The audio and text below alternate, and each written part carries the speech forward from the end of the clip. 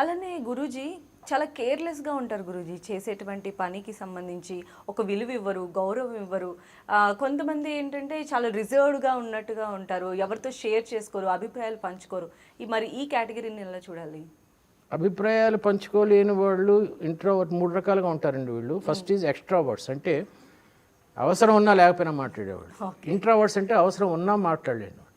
ఈ రెండింటికన్నా మధ్యలో ఇంకోటి ఉంది, రిజర్వ్నెస్ అని. అది నేను యాక్సెప్ట్ చేసేది అదండి. అంటే అవసరం వచ్చినప్పుడు విపరీతంగా మాట్లాడు, అవసరం లేనప్పుడు అంతర్ముఖుడు, పుస్తకాలు చదువుకో, ప్రకృతిని ఆస్వాదించి. ఇది బెస్ట్ పాలసీ అని నా ఉద్దేశం. Maybe correct or may not be correct. కానీ ఇంట్లో కుటుంబ సభ్యులతో ఉన్నప్పుడు మాత్రం చాలా జోవియల్గా చాలా బాగుండాలండి. ఓకే. మీ ఇంట్లో ఒక చిన్న కుర్రోడు ఉన్నాడు, మీ బ్రదరు, హీఈస్ 8 years old అనుకోండి. వాడు పొద్దున్న 5 o'clock లేస్తాడు, కొంచెంసేపు ప్రార్థన చేస్తాడు, 6 o'clock స్నానం చేసేస్తాడు, అమ్మకి బ్రేక్ఫాస్ట్ దగ్గరికి వెళ్ళి కబుర్లు చెప్తూ బ్రేక్ఫాస్ట్ చేస్తాడు, రూమ్ అంతా నీట్గా ఉంచుకుంటాడు, తన పని తను చేసుకుంటాడు, సాయంత్రం నీతో కలిసి టీవీ చూస్తాడు. ఇలాంటి బ్రదర్ ఉంటే బాగుంటుందా బాగోదా ఇంట్లో?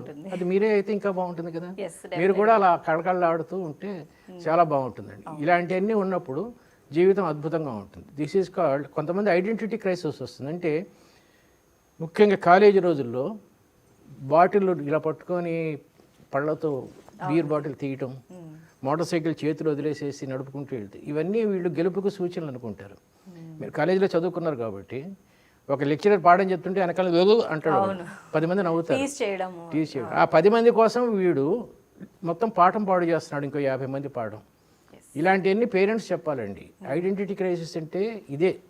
నిజంగా ఐడెంటిటీ ఉన్నవాడు మొత్తం ప్రపంచం అంతా తను గుర్తించాలి అనుకుంటాడు. అలా కాకుండా ఇలాంటి క్రైసిస్ ఉన్నాడు, ఆ చుట్టూ ఉన్న 4-5 ఎధవలు వీళ్ళలాంటి వాళ్ళే, వాళ్ళు మాత్రం గుర్తించాలనుకుంటారు. దీని నుంచి బయటపడితే దీనికి పరిష్కారం దొరికినట్టే. సో గురూజీ, ఐడెంటిటీ క్రైసిస్ నుంచి పిల్లల్ని ఎలా తీసుకురావాలని పేరెంట్స్కి చెప్పారు. ఇంకా చాలా యాంగిల్స్ ఉన్నాయి పిల్లలు, చాలా ఉన్నాయి. పేరెంట్స్ చేయాల్సిన బాధ్యతల్లో awakening the giant within అంటారండి. అంటే ప్రతి పిల్లవాడిలోనూ, ప్రతి పిల్లవాడు నాకు చేసినంత ఒక వజ్రం అండి. సరిగ్గా సానపట్టకపోతే అలా తయారవుతారు. నేను క్లాసులో కూడా చెప్తూ ఉంటాను, 10 మంది ఒసామా బిన్ లాడెన్ ఉంటారు, 50 మంది అబ్దుల్ కలాంలు ఉంటారు.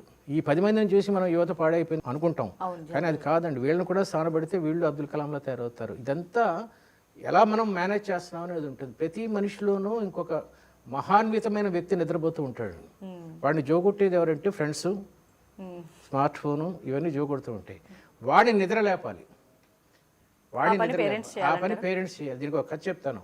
ఒక కుర్రవాడికి మార్కులు సరిగ్గా రావట్లా. మార్కులు బాగా రావాలంటే ఏం చేయాలి అని చెప్పి ఆలోచిస్తుంటే కాబట్టి ఒక విషయం తెలిసింది. ఒక అడవిలో ఒక తాయెత్తు ఉంది ఒక మనిషి దగ్గర. ఆ తాయెత్తు కానీ కొంచెం నీళ్ళలో కలిపి తాగేస్తే అద్భుతమైన మెమరీ వస్తుంది. ఆ తాయెత్తు కోసం వెళ్తాడు. వీడు వెళ్ళేసరికి చీకటి పడిపోతుంది. పడుకోమంటాడు ఆ మహర్షి ముని. పడుకోమన్నప్పుడు రాత్రి అసలు లేట్గా వెళ్ళింది కూడా పడుకుందామని. ఆ మహర్షితో పడుకున్నప్పుడు నిద్రపోతుండగా అంతా ఎతుకుతాడు, దొరకదు. మహర్షి మళ్ళీ కాలకృత్యాలు తీర్చుకోవడానికి పొద్దున్న వెళ్ళినప్పుడు మళ్ళీ ఎతుకుతాడు, దొరకదు. అతను వచ్చిన తర్వాత ఏంటి నాయన బాగా వెతికావా అంటాడు. ఈ షాక్ అవుతాడు. మీకు తెలిసిందా ఇది అంటాడు. అవును తెలిసింది నాయన, కానీ నేను వెళ్తూ ఆ మూలికను ఎక్కడ పెట్టానో తెలుసా నీకు అన్నాడు. తెలుసు, నీ తల కిందే పెట్టాను, తలదిండు కింద, పిల్లో కింద. నువ్వు అంతా వెతికావు కానీ ఆ మూలిక నీ తల దగ్గరే ఉందన్న విషయం మర్చిపోయావు అంటాడు. బ్యూటిఫుల్ మొరల్ ఉన్న స్టోరీ ఇది. ప్రతి మనిషిలోనూ గెలవాలనే ఒక జైంట్ తనలోనే ఉంటాడు. అది ఎప్పుడైతే బయటకు వచ్చిందో he becomes a stalwart. So తను తెలుసుకోవడమే తను సక్సెస్ అవ్వడం. దాన్ని ఎడ్యుకేషన్ అంటారు. ఎడ్యూస్ అనే వర్డ్ నుంచి వచ్చింది ఎడ్యుకేషన్. ఎడ్యూస్ అంటే నో థై సెల్ఫ్, నిన్ను నువ్వు తెలుసుకోవటమే ఎడ్యుకేషన్.